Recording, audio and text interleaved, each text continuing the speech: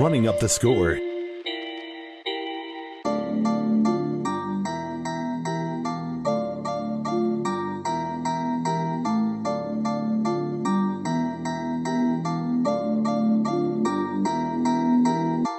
You're listening to the Running Up the Score podcast. Now here's your hosts, Jerry Napoleonello and Kevin Donlin. Another episode of Running Up the Score. No Kevin Donlin today. You're just getting me. So here we go. We got a lot of stuff to talk about. I mean, we haven't done a show in a while. So we're in week 2 of the preseason. We got about 2 more games left for this week to be over. It is Sunday, August 21st. One more week of preseason, then we got real football. We are starting week 1 in 2 weeks, and I couldn't be more excited. What we're going to do before I really get into all of what we're going to talk about today, I wanted to discuss how this podcast is going to start going.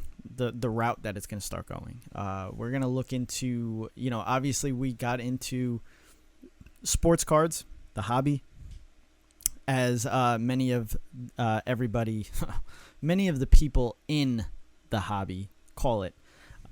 So we wanted to spread our knowledge, spread our excitement, spread our passion towards our new venture into sports cards. And I mean, if you're watching sports, you at some point in your life you have collected sports cards. I mean, that's how it is. I mean, when you were a little kid, you may not have collected it in like a way of making money, but you had them. Everybody had sports cards. Whether you were, 10 years old or 30 years old, whatever it is, sports cards have made a huge jump just recently, especially through COVID. Everybody staying home, a lot of things have happened. And, the best way of putting it, because I'm going to talk about going to the National and basically what the National is for those of you that don't know what it was. One phrase or statement that I heard basically all weekend at the National was, the hobby is alive. And you hear it a lot. It's absolutely insane, and I can't wait to express and just bring it along with the podcast. And Kevin's into it, I'm into it. We're gonna bring on guests to talk about how they got into it, what they're doing in it, why they have a passion for it, and we're excited to do that. Also, with sports cards, we're also going to venture into, another one of our passions, that we share is Madden. I mean, we both love Madden. A lot of people love Madden. I mean, it's something that, sports fans, I was going to say Cowboy fans, but sports fans, football fans, if you're a video gamer, you've played Madden. And it kind of ties the whole, sports cards as well, because you have a thing that they call MUT, which is Madden Ultimate Team, which you rip packs online basically, and those guys are on your team, and whatever rating it is, but however it is, you build your team off of cards. And the same thing goes with MLB The Show. They have the same thing. NHL, they have the same thing. So they're venturing towards cards, and therefore we're going to talk about it. So Madden's going to be a big thing. Sports cards are going to be a big thing. And football regularly is going to be a big thing, with fantasy and gambling included. So we're literally dipping our feet into everything that has to do with football. And we're excited about it. So today, what I'm going to be talking about is a bunch of things. Some injury news when it comes to the NFL. Zach Wilson, Matt Corral, We had some new helmets come up throughout this offseason that I want to talk about. Some of them are absolutely sweet. Jimmy G, what's going to happen with him? I also got a list of players, the best players at each age, and I want to see what you guys think. So I'm going to end up putting this on Instagram, YouTube, all that, and I want you guys to give me your input on who is the best players at each age. Where I'm also going to predict each team by their schedule and their record. But I'm only going to do the NFC this week. Next week we'll do the AFC. Maybe get into some hard knocks. And then, we're just going to do some preseason award predictions for the season. And let's get right into it. Right off the bat, the big injury news that we're going to talk about is Zach Wilson. That was the talk of week 1 in the preseason. It's not something that you want to see, especially if you're a Jets fan. But this has to do with, and again, this is like perfect. This has to do with a lot of cards too. How his value was hurt by this, at the beginning, because it didn't look good. I mean, let's be serious. It didn't look good. Non-contact injury is never good when it comes to the NFL. Or any sport, to be that. And his didn't look good. I could have sworn when I watched it, torn ACL. That's what I thought. And then they were saying, bone bruise. I mean, I didn't know how you could do a bone bruise by just running. But, hey, listen, I'm not a doctor. It ends up coming out that he had a little bit of a meniscus tear. He has this surgery, cleanup surgery, I guess you could say. And basically the talk before that was, listen, this surgery can go either way. It could be a 2 to 4 week recovery, or it could be a whole season recovery. They didn't know until they opened him up. It turned out to be the better of the two. So they're saying 2 to 4 weeks. Robert Saleh is now saying he doesn't want to basically rule Zach Wilson out for week 1, which, hey, that's great for Jets fans.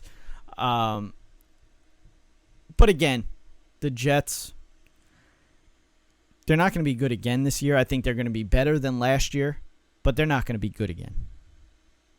I think they gotten better through the free agency and the offseason. Their draft was amazing. I thought they had, if not the best, they were one of the best drafts this year. So we'll see how that happens, because, I mean, yeah, they do draft some good players, we think, and then they go to the Jets and they end up being the worst players. So, that's just, and I mean, my co-host would tell you the same thing. I think Zach Wilson this year will make that next step, whether it be, Trevor Lawrence status or, other guys like that, Trey Lance and, other rookies in that class. If it's going to be that kind of step. And you know what? I don't even think Trevor Lawrence is going to take the biggest step out of that draft class. Because, I mean, when we're talking about Trevor Lawrence, we're talking about Zach Wilson, Trevor Lawrence, Trey Lance, Mac Jones, Justin Fields. Those are the guys that you think about when you talk about that draft class at quarterback. And to be honest with you, I think it's going to be the one guy that not many people think is going to take that next step, and a huge step. And I think it's going to be Trey Lance. And I'm going to talk about that a little bit later, especially when we're talking about cards. But Zach Wilson, he had it cleaned up 2 to 4 weeks. They're saying possibly being there for week 1. Who knows? We'll see. I think they should maybe give him a week or two into the season to just kind of ride out and get better, because something with the knee, that's not something that you want to mess around with, because God forbid he comes in earlier than he should have, and then he fully tears that meniscus, or he fully tears a ACL. It's not something that you want to deal with. But then in terms of Matt Corral, one of the top quarterbacks in this past draft class, he wasn't going to start because, you have Baker Mayfield, who I think is definitely going to start, but you also have Sam Darnold. So there was no way that Matt Corral was going to leapfrog those guys. I think he dropped down to the 5th round or the 6th round. So that was kind of head-scratching. But Matt Corral will be out for the season. He has a full ligament tear of his Lisfranc ligament. So you won't see the rest of him for the rest of the year. So it's a two-headed monster when it comes to Carolina. It's going to be Baker Mayfield. It's going to be Sam Darnold. I do think, as of right now, I think Baker Mayfield has the upper hand, and I think Baker Mayfield will end up being the quarterback this season moving forward. Whether or not another team comes in to try to trade for Sam Darnold, which, I think the Browns could be a top team for that. Because, this kind of ties into Jimmy G. When we're talking about Jimmy G, we already know that Trey Lance has taken over. He's the quarterback for the foreseeable future in San Francisco. So Jimmy Garoppolo is gone, basically. We're waiting to see what happens when it comes to a trade.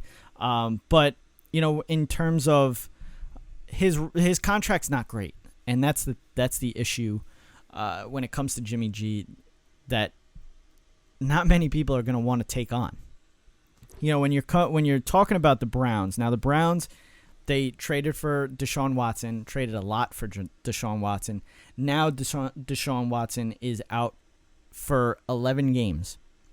Started at 6, now it's 11 after the appeal, which I thought was interesting. 11 is a very odd number of games for a suspension. Then you look at the schedule, and Week 12, I think they have a game. Week 13 is the game against the Texans for the Browns. So when you really think about it, he comes back from a suspension. Now he can't. Now it's a brand new team. So yes, he has the playbook and everything, and he was in training camp. So he knows some of it, but when it comes to the season, he's not going to be allowed to be around the team. So in terms of practice and everything, he's not going to be allowed to. So when he comes back from that suspension, he's probably going to sit out that first game. So that's Week 12. And his first start for the Browns will probably be Week 13 against the Texans. So when you're really thinking about it, and you're thinking about Roger Goodell and the way he is, and the way the NFL is, this was very money motivated. 11 games, weird. But then you look at the schedule, you're like, I got it. Sits out one game, Week 12, comes back, first game against his old team. So, hey, listen, Roger Goodell, he knows how to make money. He knows how to make the NFL money. And that's what he's doing. So, for Jimmy Garoppolo to go to the Browns, it's only going to put them in a worse of a situation in terms of money. Jimmy Garoppolo is set to earn $24.2 million in salary this season. And that's almost $8 million more than the Browns would have had to pay for Mayfield. They also have to eat $10.5 million of Mayfield's salary this year. So in terms of with the salary of Jimmy Garoppolo and Baker Mayfield's salary, they'll lose out on $48.4 million in adjusted salary cap next year. So when you're looking at that, yes, that's obviously limiting their free agency money. But it's also, when you look at it,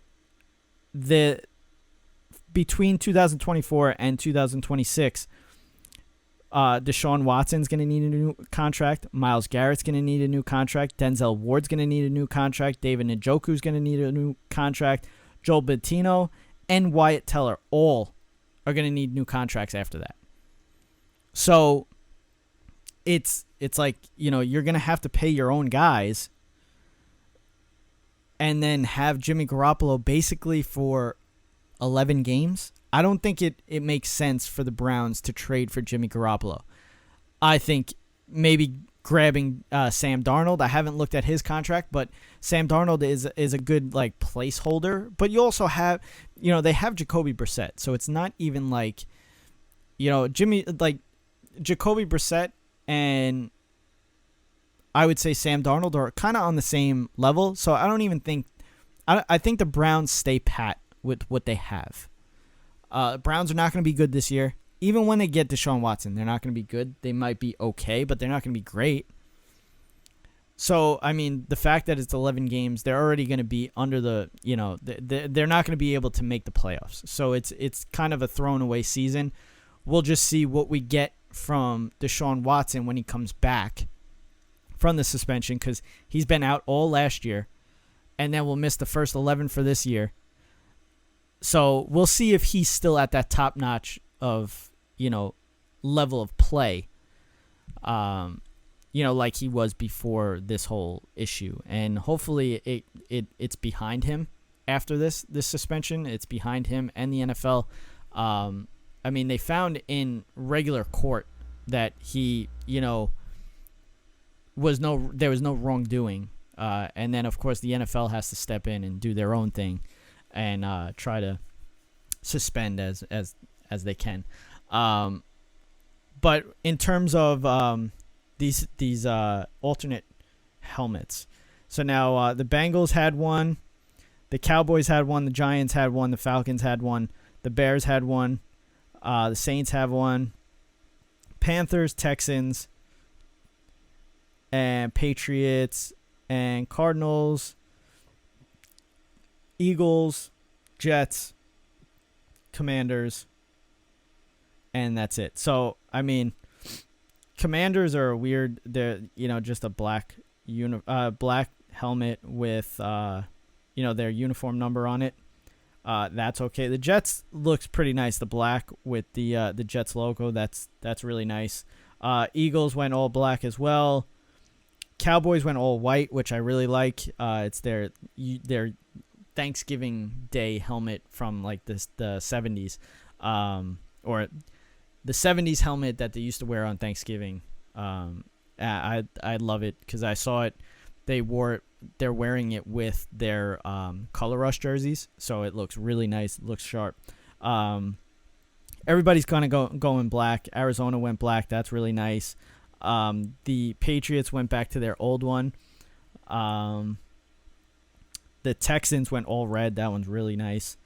I think Carolina has the nicest one. They have the black with the blue outline of the Panther, which is really nice. Saints is pretty nice. The Bears went with the orange, which is nice too.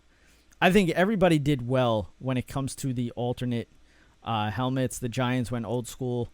The Bengals went all white and black, which is interesting. But if I had to take one, I would say Panthers definitely went the nicest route in terms of everybody. So now I kind of just want to get into a cool, because I saw it. Someone brought it up in terms of baseball, and it was like the best players at each age. And I was like, you know what? That's actually a pretty good idea. So I did it with the NFL. Now, again, I want people to comment and, tell me what they think, who they think is better. So I did a few.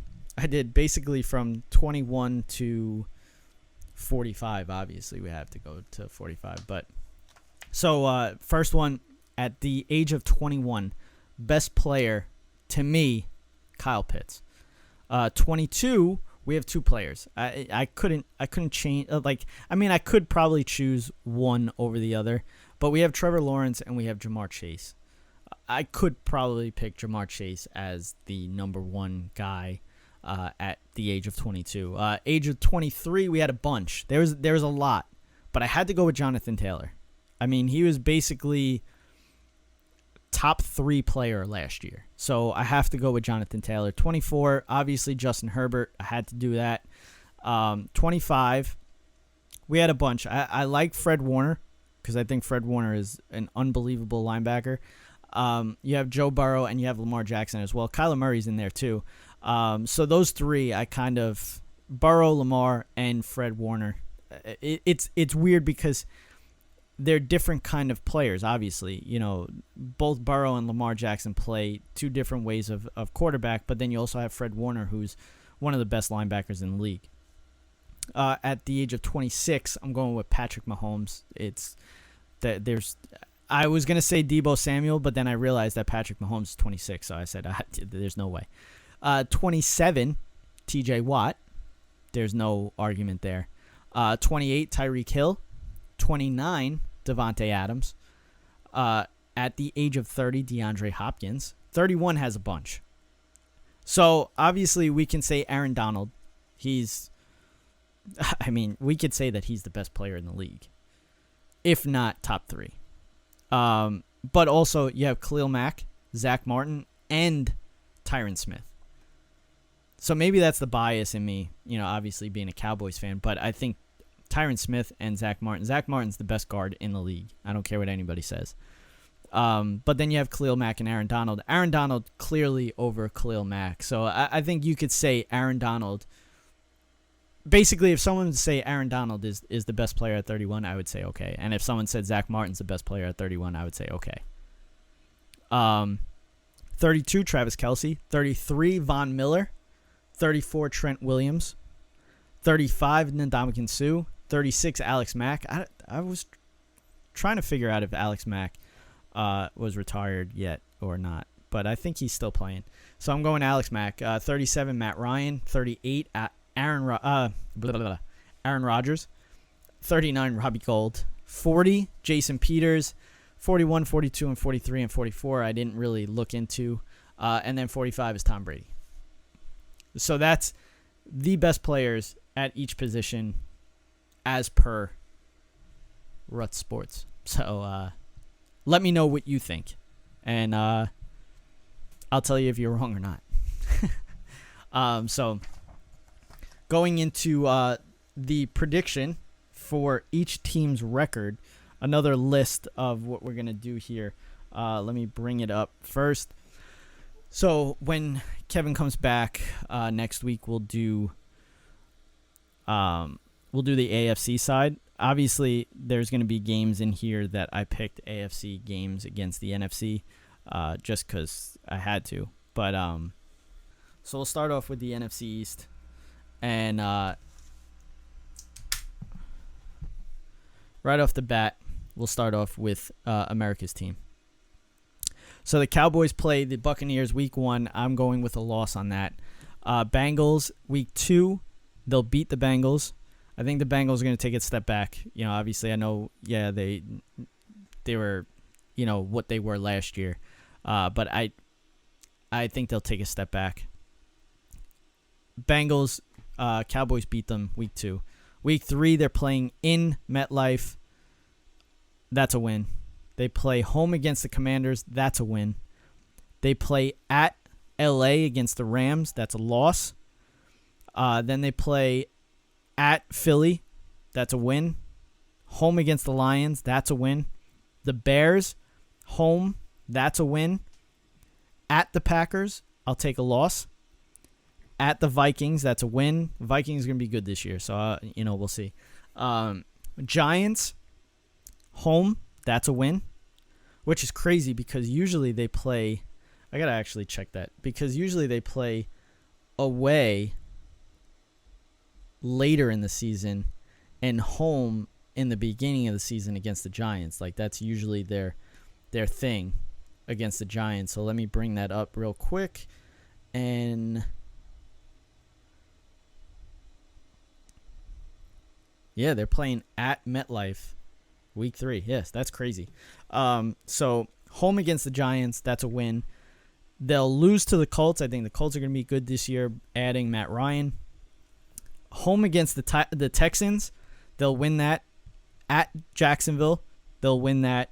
Home against the Eagles, they'll win that. They'll lose at Titans in Week 17, and then Week 18, they play at Washington, and they'll win, therefore putting their record at 12-5. We go to the New York Giants. Giants at the Titans, loss. Panthers, win. Home against the Cowboys, loss. Home against the Bears, win. Home against the Packers, loss. Home against the Ravens, loss. At Jacksonville, loss. At Seahawks, win. I think the Seahawks are going to be pretty bad this year. Home against the Texans, loss. Davis Mills. Home against the Lions, win. At Cowboys, loss. Home against the Commanders, win. Home against the Eagles, loss. At Commanders, loss. At Vikings, loss. Home against the Colts, loss. And at Philly, loss. Putting their record at 5-12. Now we move on to the Philadelphia Eagles. At Lions, win. Home against the Vikings, win. At Commanders, win. Jaguars, win. At Cardinals, loss. Home against the Cowboys, loss. Home against the Steelers, win. At Texans, win. Home Commanders, win. At Colts, loss. Home against the Packers, loss. Home against the Titans, win. At Giants, win. At Bears, win. At Cowboys, loss. Home against the Saints and home against the Giants, both wins, putting their record at 12-5, tied with the Dallas Cowboys. Now the last team in the NFC East. Home against the Jaguars for the Commanders. Home against the Jaguars, loss. At Lions, win. Home against the Eagles, loss. At Cowboys, loss. Home against the Titans, loss. At Bears, win. Packers, loss. At Colts, loss. Home against the Vikings, loss. At Eagles, loss. At Texans, win. Home against the Falcons, win. At Giants, loss. Home against the Giants, win. At 49ers, loss. Home against the Browns and the Cowboys, both losses, putting their record at 5-12. So we have 2 5-12s and 2 12-5s for the NFC East. Obviously, a lot of that is going to change. But we go to the NFC North. Bears, home against the 49ers, loss. At Packers, loss. At home against the Texans, loss. At Giants, loss. At Vikings, loss. Home against the Commanders, loss. At Patriots, loss. At Cowboys, loss. Home against the Dolphins, win. Home against the Lions, win. At Falcons, loss. At Jets, loss. Home against the Eagles, loss. Home against the Bills, definite loss. At the Lions, loss. And home against the Vikings, loss, putting their record at 2-15. A lot of people think that the Bears are going to have the worst record in the league, and I agree. For the Packers, at Vikings, loss, first week. How you like me now? Bears, win.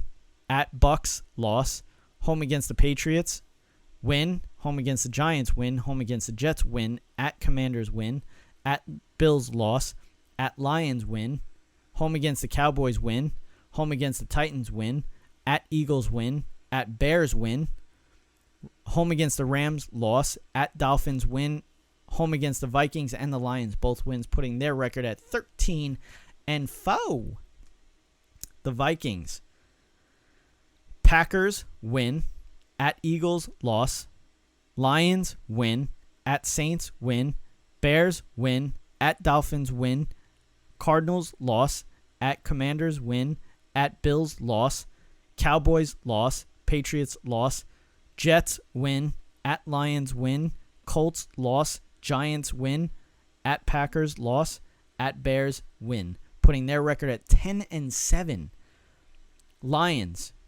Eagles, loss. Commanders, loss. At Vikings, loss. Seahawks, loss. At Patriots, loss. At Cowboys, loss. Dolphins, loss. Packers, loss. At Bears, loss. At Giants, loss. Bills, loss. Jaguars, loss. Vikings, loss. At Jets, win. At Panthers, win. Bears, win. At Packers, loss. Putting their record at 3-12. So both two of the worst teams in the league will be in the NFC North.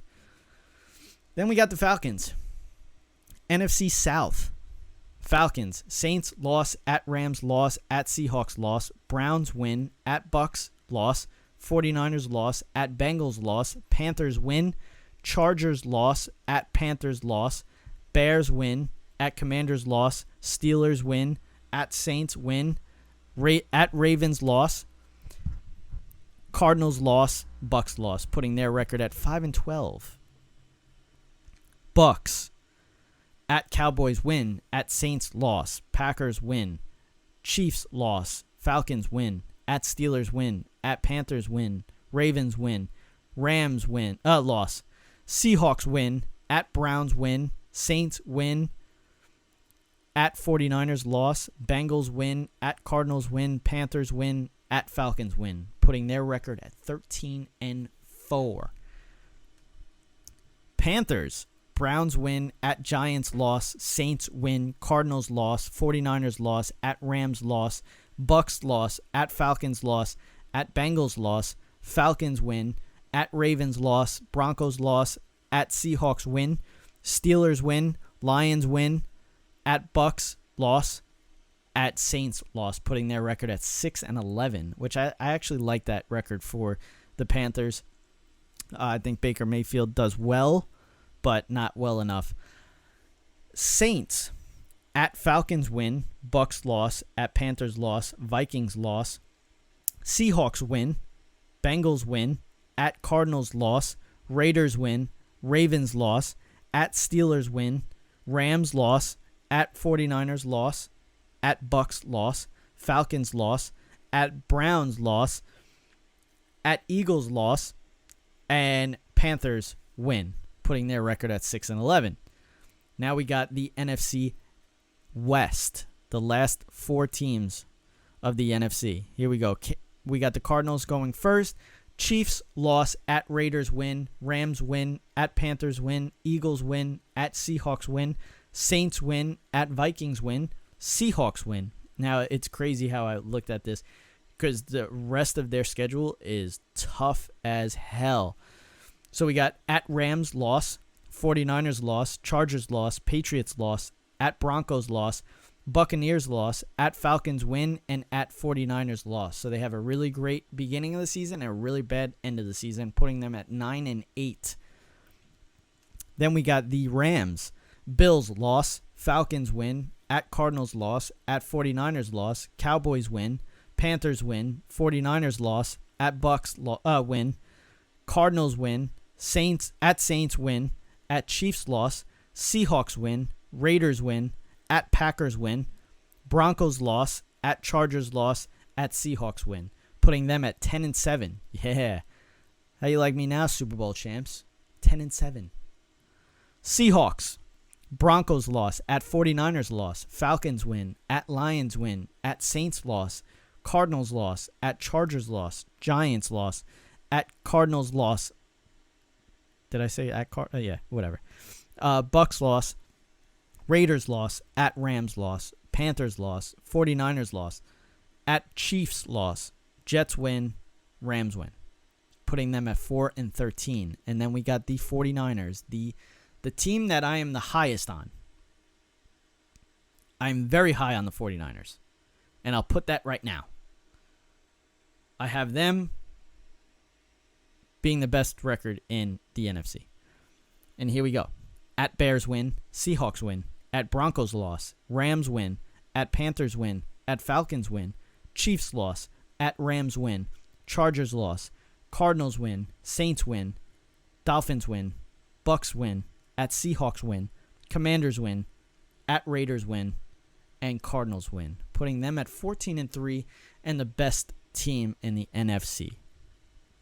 So, going back to it, we got the Cowboys 12-5, Giants 5-12, Eagles 12-5, Commanders 5-12, Bears 2-15, Packers 13-4, Vikings 10-7, Lions 3-12, Falcons 5-12, Bucks 13-4, Panthers 6-11, Saints 6-11, Cardinals 9-8, Rams 10-7, Seahawks 4-13, and the 49ers 14-3.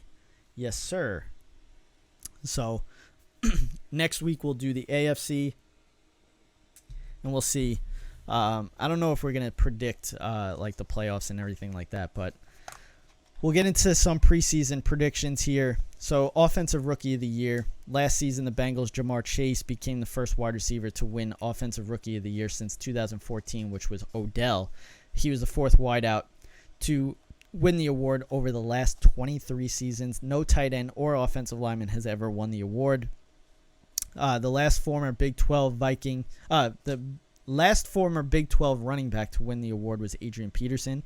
And 10 quarterbacks have won the award since the inception in 1967, but only 2 of them threw for more than 21 touchdowns as a rookie, which was Dak Prescott and Justin Herbert.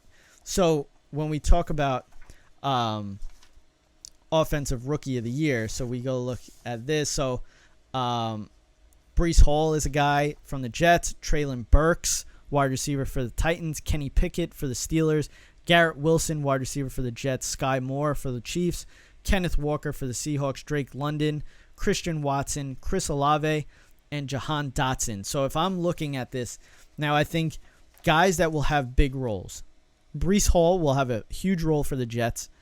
I think Garrett Wilson will have a huge role for the Jets as well.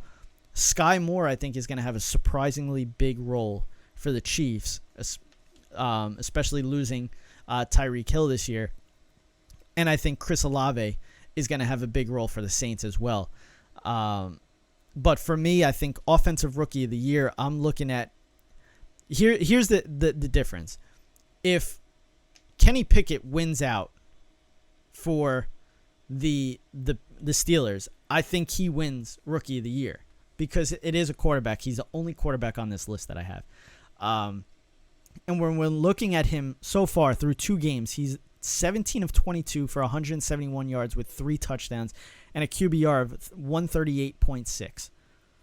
So when you look at Trubisky, he's played 3 series, or yesterday he played 3 series, completed 5 of 8 and 60 yards. And then Mason Rudolph had a pretty good rest of the game as well.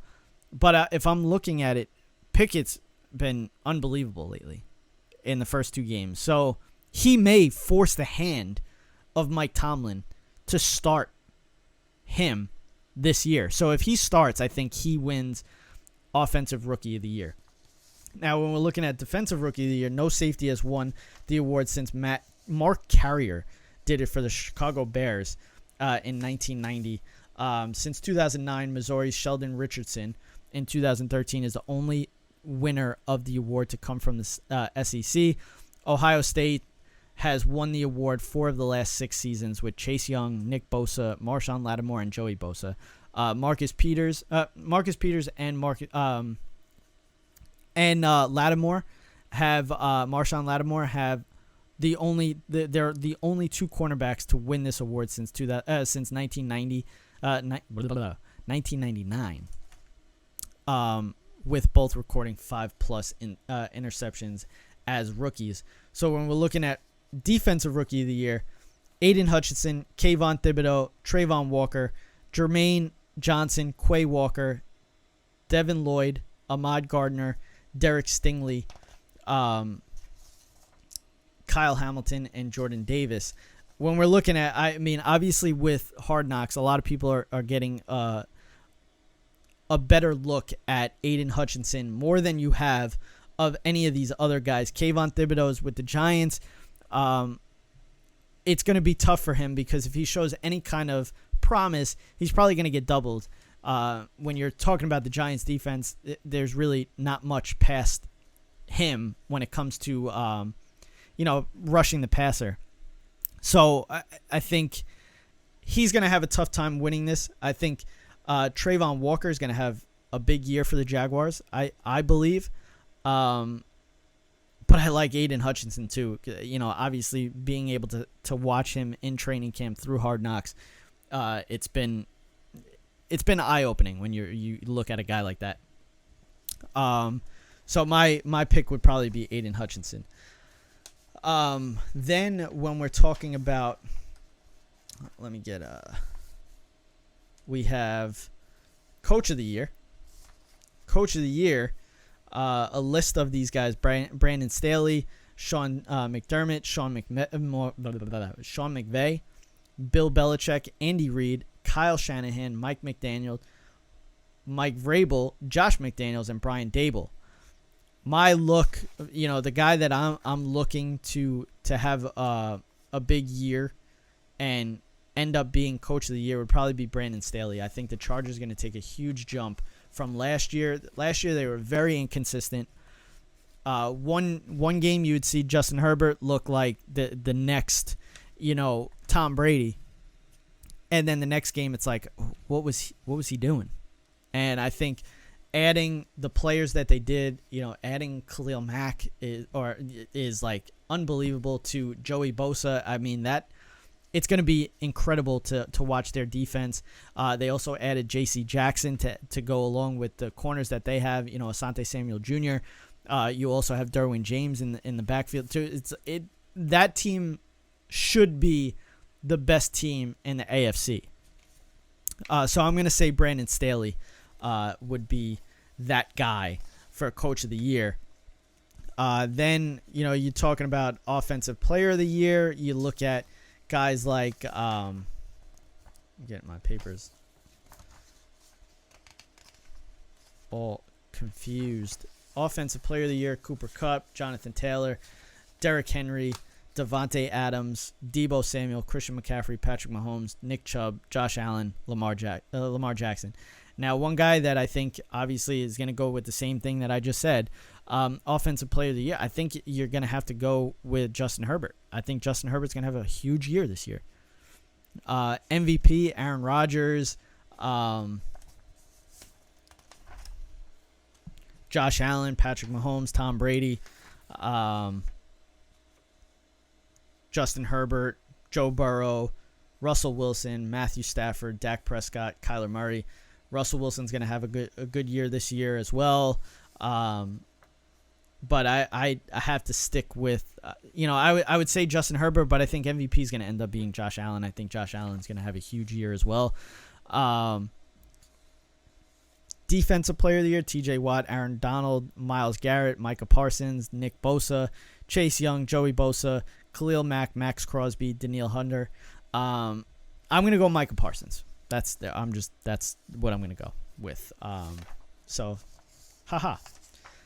I guess we'll go into division conference odds. So this year for the AFC East, Buffalo has the best odds. They started the preseason minus 190. They are currently at minus 230. Miami Dolphins plus 450. Patriots plus 500. And the Jets plus 2,000. The AFC North, we have Baltimore Ravens number 1. They started the preseason plus 220. They are now at minus 145. Cincinnati, or it might actually be plus 145. Cincinnati is plus 170. Cleveland plus 370. The Steelers plus 950. South, we have the Colts minus 125. Titans plus 170. Jacksonville Jaguars plus 750. And the Houston Texans at plus 2,500. The AFC West plus 155 for the Chiefs. The Chargers plus 240. The Denver Broncos plus 260. And the Raiders plus 700. We go to the NFC now after I just gave my record predictions. Let's see how I did. Dallas Cowboys plus 135. Philadelphia Eagles plus 170. Washington Commanders plus 500. The Giants plus 700. The North, the Packers minus 155. The Minnesota Vikings plus 240. The Detroit Lions plus 950. And the Bears plus 1,200. The Tampa Bay Bucks minus 270. The Saints plus 300. The Carolina Panthers plus 1,500. And the Falcons plus 3,000. And then the NFC West, the Rams plus 125. The San Francisco 49ers plus 175. The Cardinals plus 350. And the Seattle Seahawks plus 1,500. So looking at that, this one, I obviously picked the 49ers to be above the Rams. When we look at the over-under of win totals, the 49ers are at 10, and the over is plus 100, the under is minus 120. So they're believing that the 49ers will have under 10 wins. In terms of my predictions, obviously I'm over, so I might go with that plus 100. But now let's get into some card talk. Quickly before we get out of here, I just want to give some things before I get out. Some of these NFL players to invest in before the season starts. Now, obviously, you have guys like Trevor Lawrence. You have guys like Mac Jones. You have guys like Zach Wilson. These guys are high in price, very high in price. Josh Allen, Justin Herbert. They're high in price, so it's going to be hard to invest in because, who knows what's going to happen. Unless one of these guys wins the Super Bowl, they're going to keep going up. It'll go up. And now, the guy that I was investing in was Trey Lance. And obviously, because I'm so high on the 49ers, that's the reason. Well, Trey Lance is the reason I'm so high on the 49ers. Therefore, I was trying to invest in him, and I've invested some money into him in terms of cards. So I think they're going to make the playoffs. That's a guy that you could probably unload in the playoffs when they make the playoffs, or even the Super Bowl if they make the Super Bowl. So I like Trey Lance as a buy, but he's high right now. He's very high. So at this time, it's kind of hard to invest in him unless you're willing to pay a lot of money for him. Other guys, there's guys that you can kind of pick up to quick sell once they have a good game. You have guys, I've heard J.K. Dobbins is a big guy to invest in to quickly, drop after he has a big game. Other guys, wide receivers, you look at J. Jeff, you look at Jamar Chase, you look at CeeDee Lamb. Guys, they're kind of high in price, but they're not as high as these wide receivers, as these quarterbacks. So, you can unload these guys after they have a big game, and you'd probably, at least 2 times your money. Other things to talk about with sports, sports cards, the 2017 to 2021 NFL boxes are going up in price. They're not coming down. They're going up. I mean, I just saw that Prizm went up to $1,800. That was at $1,500 at one point. For this year, the 2020 is already up to, I think, $2,400. 2019's up there, not as much. Then you have 2018, 2017 when it comes to Herbert. Well, not Herbert, but when it comes to Mahomes and Josh Allen. And then 2020 obviously is Herbert. 2021 is now Trevor Lawrence, Mac Jones. This draft class has been huge when it comes to the hobby, basically. I mean, when you think about it, there's guys all over the map. You have Mac Jones, you have Jamar Chase, you have Joe Burrow. Well, Joe Burrow is 2020, but you have guys all over the map in terms of this one with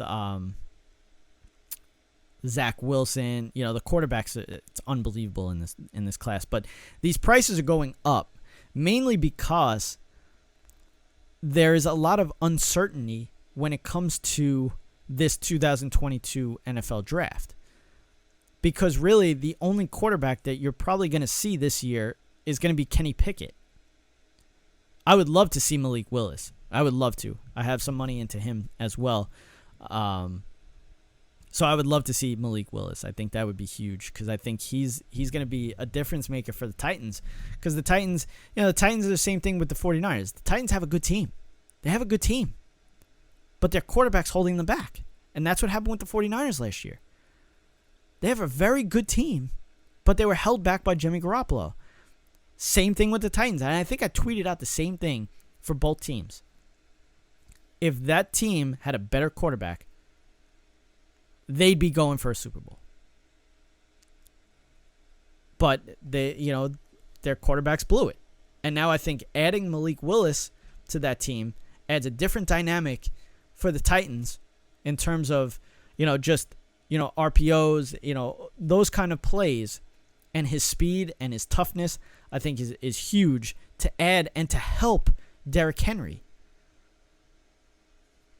So I think at some point I would love to see Malik Willis take over the starting role in Tennessee.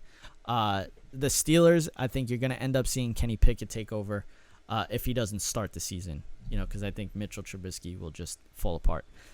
And now when we're talking about, obviously a lot of our listeners aren't, really up in terms of, sports cards. So when you're looking at sports cards, the I don't want to say the cheapest, but the best card for a decent price, or not so decent, but around a good price, less than 10 grand. How about that? Is Prizm. Now, Prizm is looked at as the best card at an affordable price. And I don't even know if you really could say that, because, the box is $1,800 right now. But a lot of people like Prizm. And that's looked at as the, top of the echelon, other than National Treasures. And I don't know what I'm trying to say here. I'm trying to say it in the best way, but I'm messing it up. But Panini Select just came out. And Select is a very, very nice product. And it's coming out, and it's even better this year. It really is. I think that the boxes are juiced to the max. And I think it's a great product. And this might be the first year that's making a run at Prizm, which is crazy to say. And I think the prices of these cards are going to go up, and they're going to stay up. And they may even surpass Prizm, is basically what I'm saying. Another product that I've been watching that just released as well, that's been unbelievable. How about Topps Diamond Icons? It's been an unbelievable product. I literally just watched the video right before it got on. I saw Pull Wax pull 4 one-of-ones in one box. And, watching Backyard do it as well, they've been getting unbelievable cards as well. This is, I was saying Panini Select is juiced.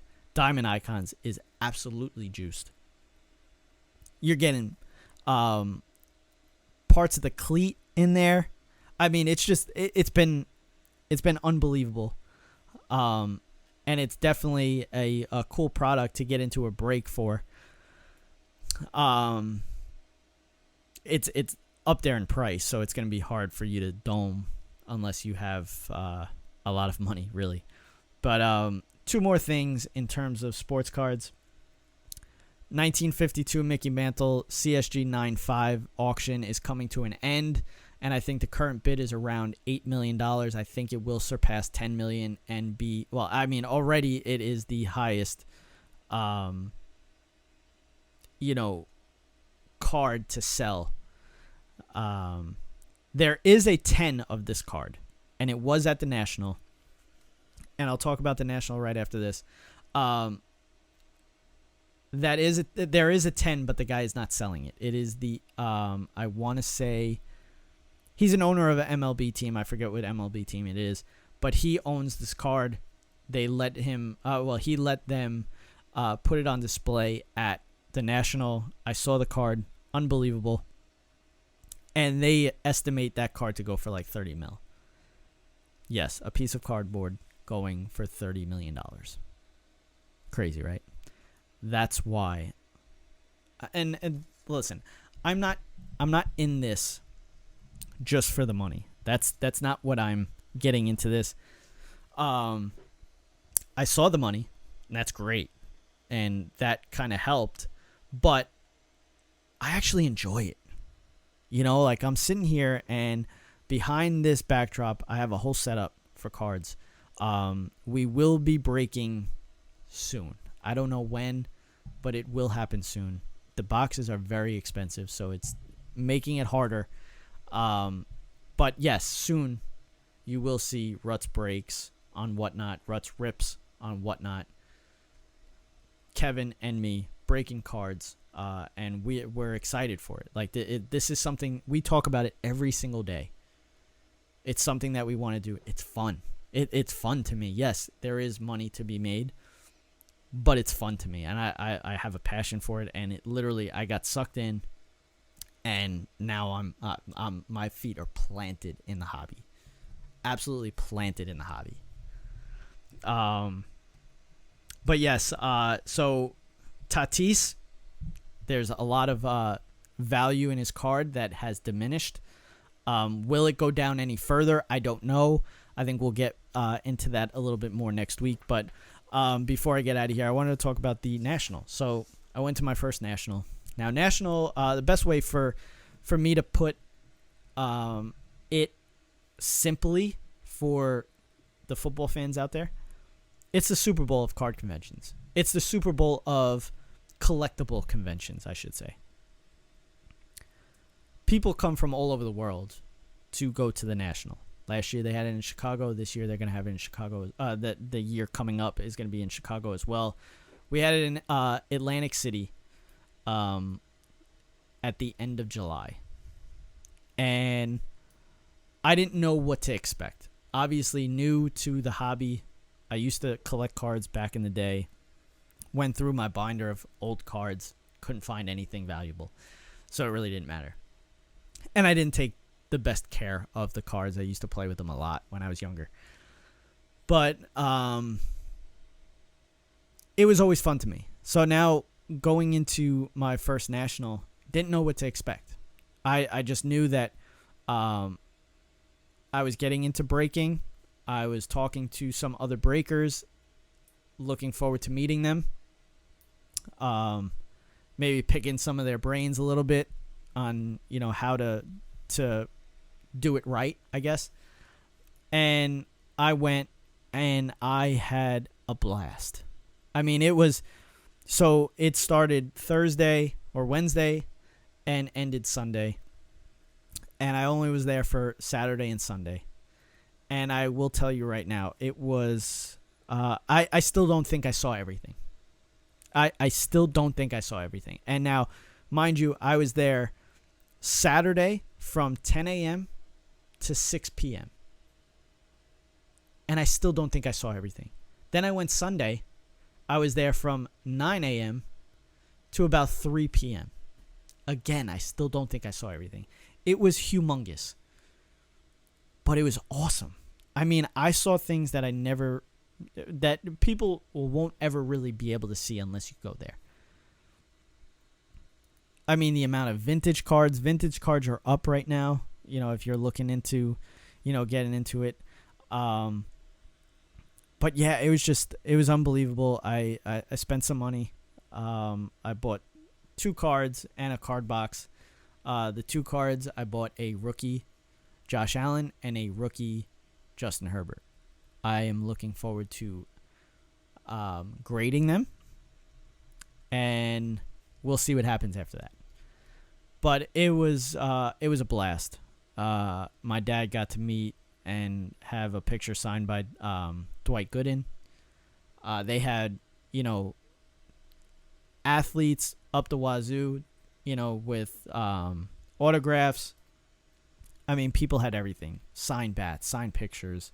You know, anything that you could think of, any kind of collectible you can think of was at this place. The cards were unbelievable. My dad, I had to keep lifting his jaw because he saw the prices of things. And, you know, it's crazy. It's crazy how this hobby is. And I will say right now, the hobby is alive. It's alive. And I'm going to end it with that. Check us out. Ruts Sports, obviously. Ruts Breaks. Ruts Rips. Check out Whatnot. and follow us on it. Also, you can check us out on eBay, Ruts Breaks. If you are new to the hobby, I have put together some packs, 20 cards. This is just for the NFL right now, but I will have NBA and I will have MLB. But right now I have NFL up, and it's 20 cards, all inserts, which are the nicer version of cards, I guess you could say. They're not base cards. And there's 2 guaranteed numbered cards. So if you're getting into it, yes, numbered are more valuable, because that means that there's only a certain amount of those cards made. So you will have 2 numbered, and then there's a bunch of autos that you can possibly pull in my packs. And I have some slabs that I threw in there as well. So if you're starting out, $45. Buy a pack. You get 20 cards, inserts, numbered, possible auto, possible slab. Check it out. Ruts Breaks on eBay. Check us out. Next week, hopefully I'll have Kevin back. And we're going to be week 3 of the preseason last week, and then week 1 starts. We'll be back putting content out there, betting, Madden, cards, football. The hobby's alive. Be breezy. Be breezy. And it is all over! You've been listening to Running Up the Score. We run up the score on sports radio.